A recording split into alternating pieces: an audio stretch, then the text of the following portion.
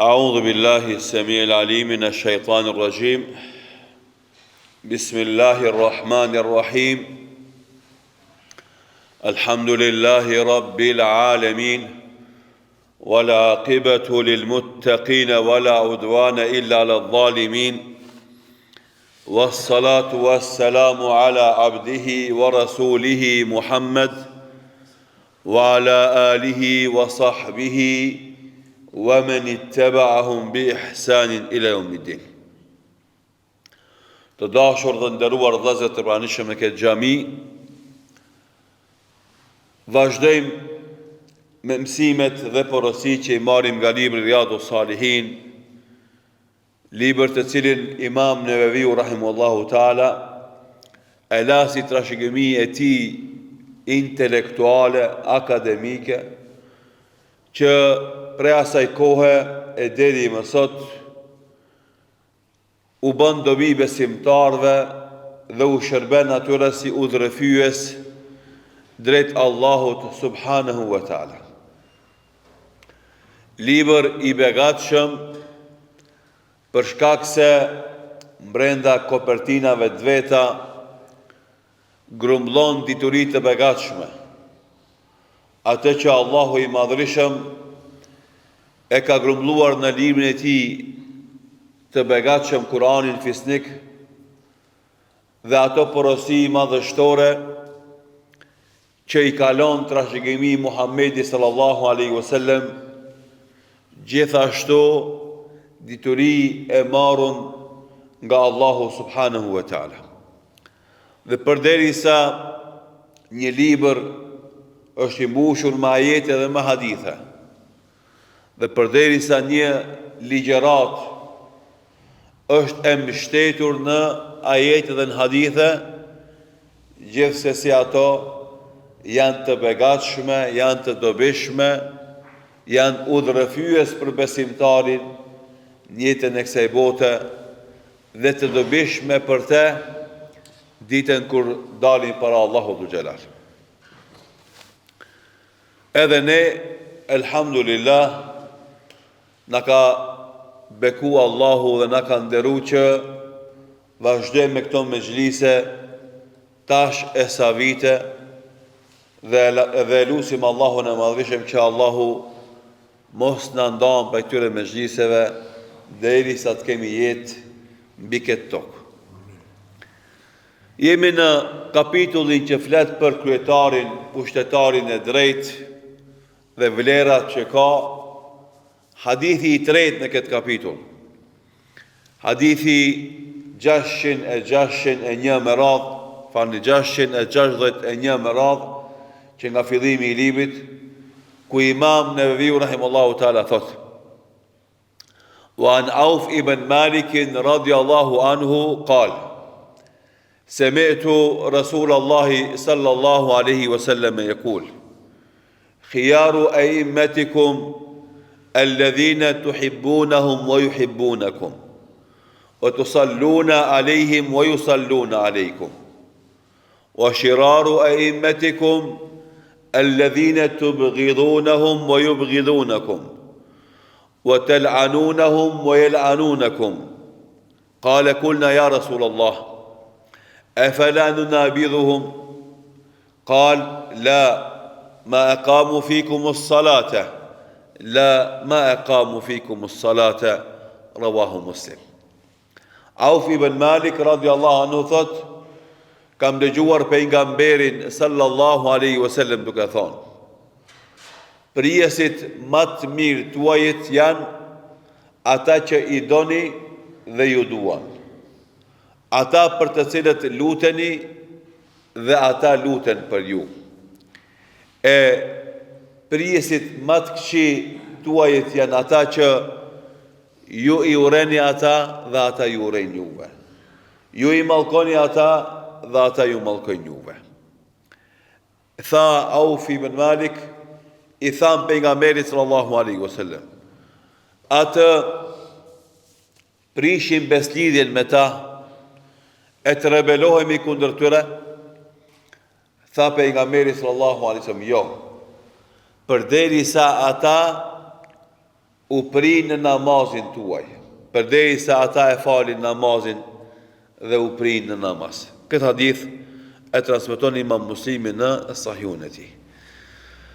Në mësimet e kalume e dham një pasqyrë të përgjithshme të këtij hadithi të pejgamberit sallallahu alaihi wasallam, të koncentruar në raportin e afërsisë dhe dashurisë mes pushtetarit dhe popullit.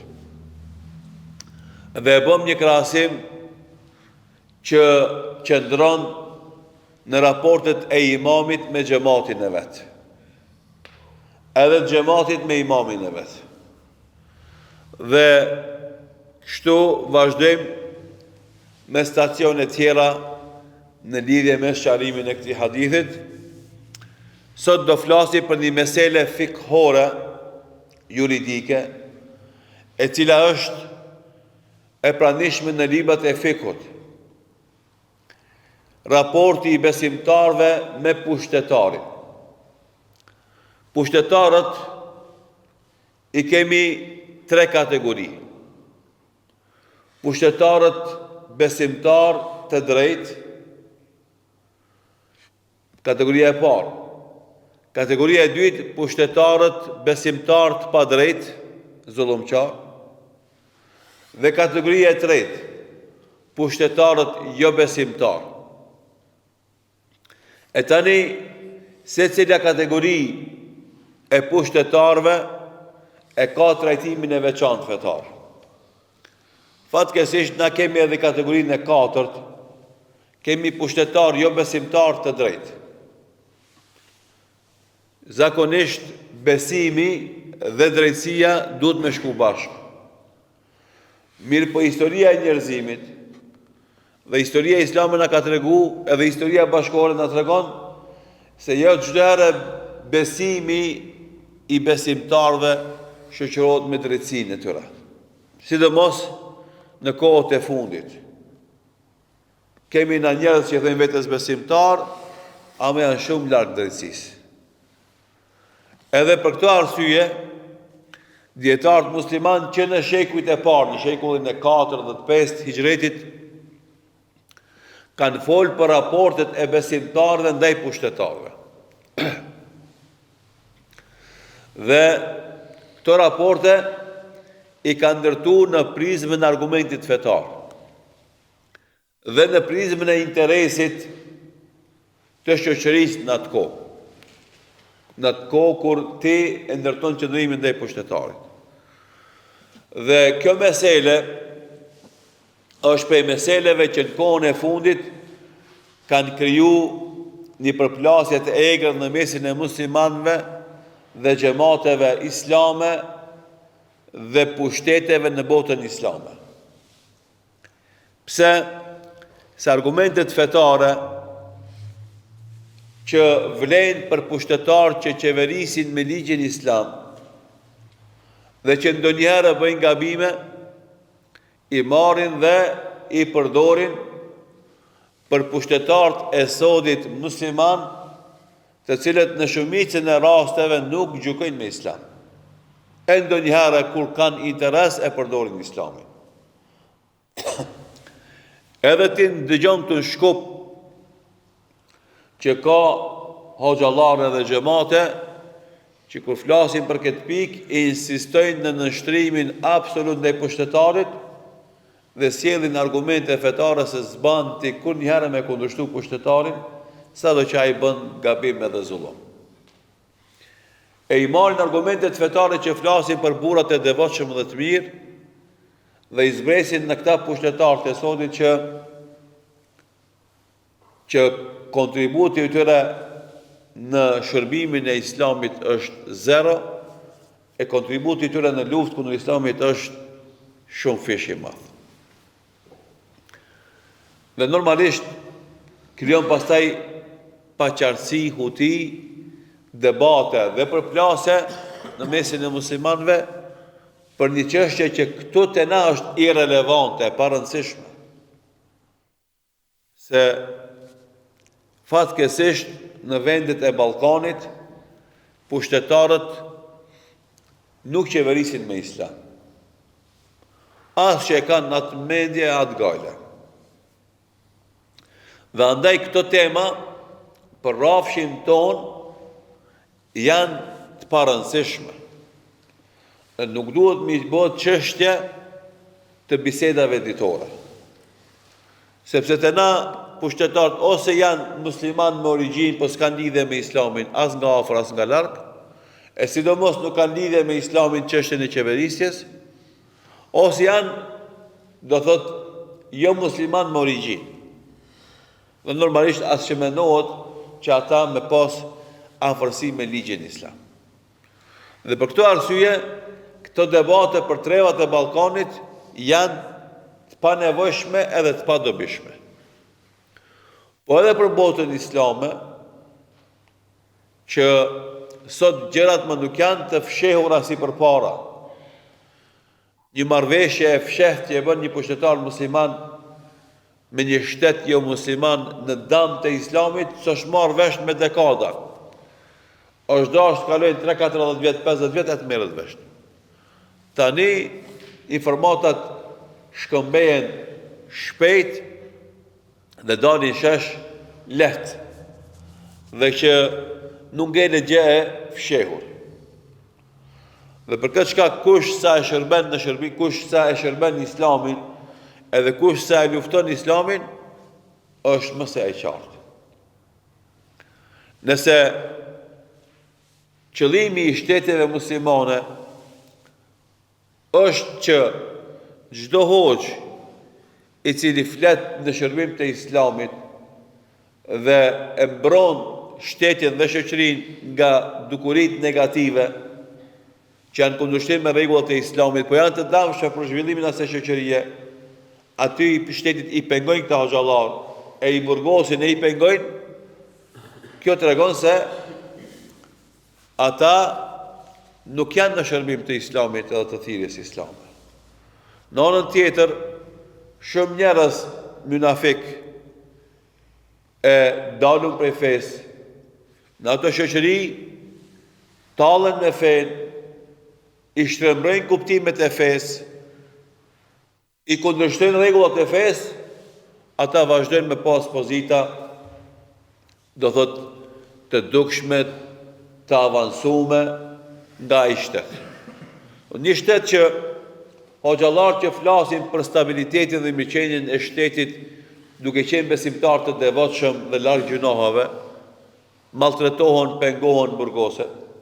E ata tjerë që tallen me fen dhe kundërshtojnë fen dhe përbuzin fen dhe shtrembrojnë kuptimin e fesë, ata ngritën dhe avancohen, ata këta janë tregues se diçka në ato shtete nuk është në rregull. Dhe për këtë arsye, kohën e fundit për debateve që bëhen në botën islame janë më këto tema. Si duhet të ndërtohet qëndrimi i muslimanëve ndaj këtyre pushtetarëve. Me këtë ato keq kuptime të argumenteve fetare dhe keq implementimin e atyre argumente fetare në realitetet tona. Ose pse nuk i njohim mirë argumentet fetare, ose pse nuk i njohim mirë realitetin për cilën flasim na. Ose me qëllim dojmë të shtrembrojmë faktet. Ata njerëz, ai xhamat i cili pikën kryesore të zhvillimit të vetë e ka respektin ndaj pushtetarit. Kur vjen në pushtet një musliman që ai s'pëlqen qasjen e tij, rebelohet kundër tij. Kur vjen një pushtet një zullumçar, i nështrohet atij. Edhe kjo tregon se ata nuk janë të drejtë në vlerësimet e veta. Thojnë nëse një pushtetar me grushtet ushtarak e merr një pushtet duhet respektu, kurse një pushtetar musliman që me proces zgjedhor e merr pushtetin, ai shpërfillet dhe nuk është pse, se nuk i përshtatet metodologjia e tij, bot kuptimeve të këtij të parit. Andaj për këta njerëz, Muhamet Morsi që vjen pushtet në Egjipt me zgjedhje me votën e popullit, s'është relevant, kurse ai që vjen me grushtet ushtarak pas tij ai është pushtetar që duhet më njështru edhe me dëgju. Edhe kjo tjetë me kuptu se peshore që e përdun ata është peshore e pa drejt. Dhe se kjo nuk i ndihmon ata në kuptimin e saktë të fesë, e as në promovimin e saktë të meseleve të fesë. Allahu Dhu Xhelal gjithve në udhëzon ka e vërteta dhe në ruan nga devijimi dhe lajthitja dhe keq kuptimi i argumentit fetar. Pas kësaj hyrje për realitetin tonë, i kthehemi rregullave të përgjithshme që përveç që duhet me ditë si rregulla, normalisht duhet me kuptua edhe këto rregulla si ti implementojmë në realitetin tonë. Andaj edhe dhash këtë hymje paraprake. Tani kur e kemi pushtetarin e drejtë musliman, të gjithë dietarët musliman thënë është detyrë dhe obligim e shoqërisë që ta respekton, ta nderon dhe t'i nështrohet atij pushtetarit musliman.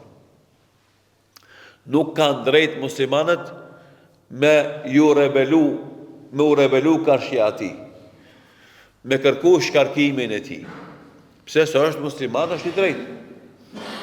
Mo nëse është njeri i këtill, atëherë muslimanët fetarisht e kanë detyrë dhe obligim me u nështru. Pasi që Allahu Dhu Xhelal thot: "Ja ayyuhalladhina amanu atiu Allaha wa atiu Rasula wa ulil amri minkum."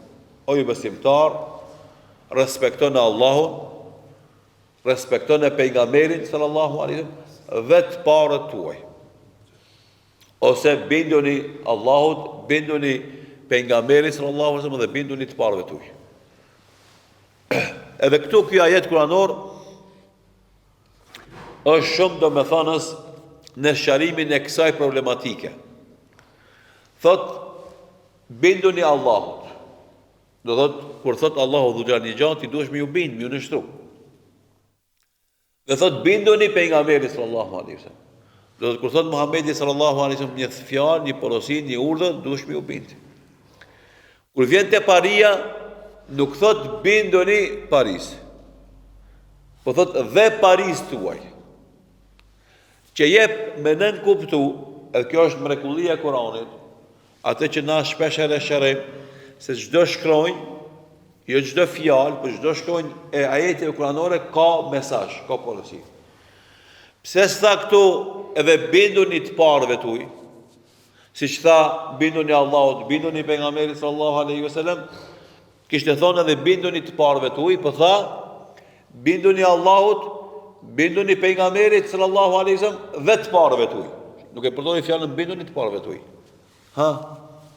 Çka mundet më nënkuptu prej tillë rreshtimi të fjalëve këtë fjali, se i bindemi Allahut dhe çdo herë që Allahu flet dhe urdhnon. I bindemi pejgamberit sallallahu alaihi wasallam çdo herë që pejgamberi sallallahu alaihi wasallam flet dhe urdhnon. E të parëve tonë kur u bindemi, atëherë kur ata u binden Allahut dhe pejgamberit sallallahu alaihi wasallam. Do thot, respekti jon dhe bindja jon ndaj Paris është e ndërlidhur me bindjen dhe respektin e Paris ndaj fjalëve të Allahut dhe fjalëve të pejgamberit sallallahu alaihi wasallam. E kjo është urësia pse nuk tha dhe binduni të parëve tuaj, po tha dhe të parëve tuaj, që jep me nënkuptu se ata ajo pari duhet me qenë bindur ndaj Allahut dhe ndaj pejgamberit sallallahu alaihi wasallam. Atë na i bindemi atyre. Për ndryshe, do thotë nuk e kemi obligim dhe detyrë si që me shërë më vonë. Tash kjo është mesela e parë. Andaj, sikur se është obligim respektin ndaj kësaj pari, është haram rebelimi karshi tyre. Keni kryetar të mirë, devotshëm, sinqert, punëtor, qeverisë me ligj Zotit, ti tash të kam tek ja marrësh pushtetin në ti. E ki haram. Lënë njerë në qeverisë. Elhamdulillah mirë është e që, pse ti me shku me ja marrë. Kjo është kategoria e parë. Kategoria e dytë është musliman, qeverisë me sheriat, mirë po edhe bën zullum. No, pushteti e mashtron, dikon e ka përcen drejtësinë. Tash me këtë çka më vonë. Kështu ka pas domethënë te halifet e më vonshëm, edhe te Emevitet, edhe te Abasitit, edhe te Osmanlit. Ka pas domethënë sultana, ka pas hulefa që në origjinë me sheriat kanë jetu, alhamdulillah kanë shërbyer Islamin. Mirë po, kanë bërë dhe zullum her pas here. Ndaj tyre çka më vonë. Njëjtë ulemat kanë thonë edhe ndaj tyre, domethënë është obligim respekti kur ndodhin punë të mira dhe ndalohet rebelimi kundër tyre. Pse? Se edhe aspekti fetar domethënë nuk ndihmon, por edhe aspekti i interesit të shoqërisë nuk ndihmon. Sa ai kryetar që është musliman edhe e qeveris shtetin me sheriat, edhe shumicën e punëve i ka të mira, i ka të gabime, do më uqu karshiti, dami është shumë më i madh se dobia. Edhe matematika jote nuk është në rregull, si ka mundësi për një gabim, 2 gabime, 5 gabime, me ja zhdu këtë ato të mira që i ka pas. Andaj, edhe në historinë islame, hoxhallarët zakonisht ja kanë tërheqë vërejtjen xhamatit që ani se kanë gabime, se përgjithësi ata hulefa e kanë shërbyer Islamin. Ju e dini shumë mirë, edhe në kohën e Emevidëve, dhe Abasitëve, edhe Selxhukëve, dhe Osmanlive, do thotë ata janë të parët në mejdanin e xhihadit në shërbimin e Islamit. Të parët janë sultanët e hulefat. Kanë sakrifikuar pasurinë e shtetit, pasurinë e vet për me shërby Islamin. Edhe këtë e përhapi Islamit në ato kohra, që ka mujt deri te ne ka qenë për shkak sakrificës që kanë bërë ata. Jo vetëm që kanë jetuar me Islam, por edhe kanë sakrifikuar për Islam. E tash normalisht ata për shkak se arroganca e pushtetit është e tillë, s'kan mujt me qenë ata si Ebu Bekri, Omer radhiyallahu anhu me Othmani, Aliu, por e kanë nisi ata normalisht dikun kanë çalu. Edhe për këtë kategori të pushtetarëve, ulemat kanë thonë duhet të respektohen të gjitha urdhat e mira, nëse japin e urdhë gabim normalisht nuk respektohen, dhe është e ndaluar rebelimi ka shëtyre. Domethënë, më qumë thonë një ke përzëm për ngrisim këtë. Edhe çdo që ka pas kësi lloj tentativa shmërzu një pushtetar, me cilën janë kriju tranzita të mëdha dhe është derë gjaku i panevojshëm i muslimanëve.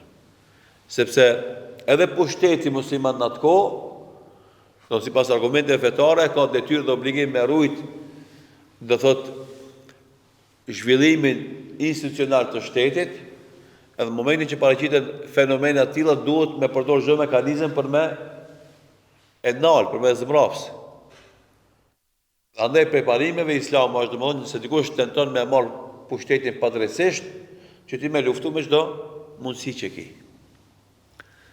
E këto janë 2 format që flasin për pushtetarët musliman të devotshëm, sinqert, të drejtë, dhe pushtetarët musliman që veprojnë me ligj të Islamit, me sheriatin e Allahut, mirë po her pas here bëjnë zullume që musliman duhet me respektu ata edhe. Mirë po, nëse dikush andaj edhe këtu është hadithi, tha atë prishin beslidhjen me ta, atë dalin kundër tyre, tha jo përderisa ata e falin namazin. Andaj nuk tha veç e falin namazin, po e mbajnë namazin si obligim të rëndësishëm në jetën e tij si prijes, po edhe shoqërisë. Ku namazi ngjelet fenomen publik.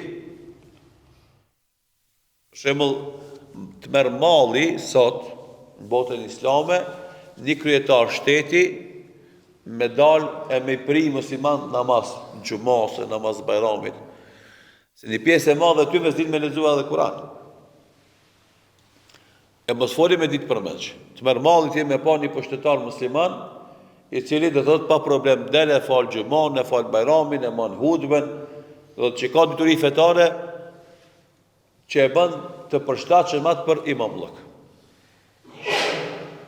Edhe kur del dikush për muslimanëve që i prin muslimanëve dhe mon, atëherë na gëzohemi se elhamdulillah ka ndryshuar gjendja ka e mira. Se që 100 vjet parafërsisht shumica e pushtetarëve në botën islame vijnë prej forcave anti-islame. Tash s'po flas për një shtet, ato janë 3-4 shtete muslimane. Domashti për shembull Ti deri në Tunizi, deri dje ki pas për shembull Tunizin për marrë si shembull, jo musliman, pa anti-islamist, anti-shariatxhi.